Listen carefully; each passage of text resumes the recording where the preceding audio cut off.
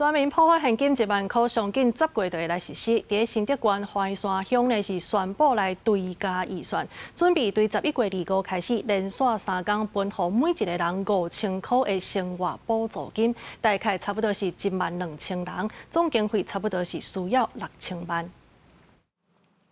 手提红包内底第5000块，新竹县华山乡宣布，因应美国关税甲汇率调整的冲击，准备要伫11月发予乡内每一个人5000块现金。民众听到这个消息，拢足欢喜的。很不错的啦，相当好的啦。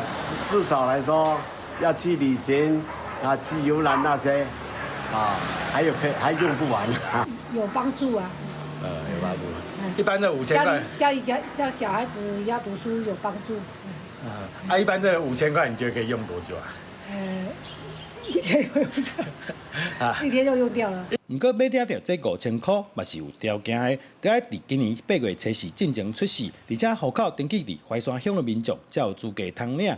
按目前华山乡人口12000人来计算，总经费要6000万。衡山乡涉及人数约12000人哈，那我们每人5000，那这次本次预计发放费用会达到新台币6000万元，5000元哈是在我们乡镇哈现有乡镇财库哈在4亿7千万元盈余下面哈，我们会动资将近约新台币6000万哈去做一个支付哈。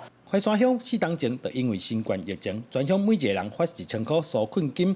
过当年，佮通过预算，一人发2000块的纾困金。今年准备佮要发一个人5000块，大部分的民众拢发好。虽然香港数指出，目前乡内佮有钱，财政有4亿7000万，不过某人烦恼讲，安尼一直发钱，佮袂拖倒财政。记者杜君和新竹报道。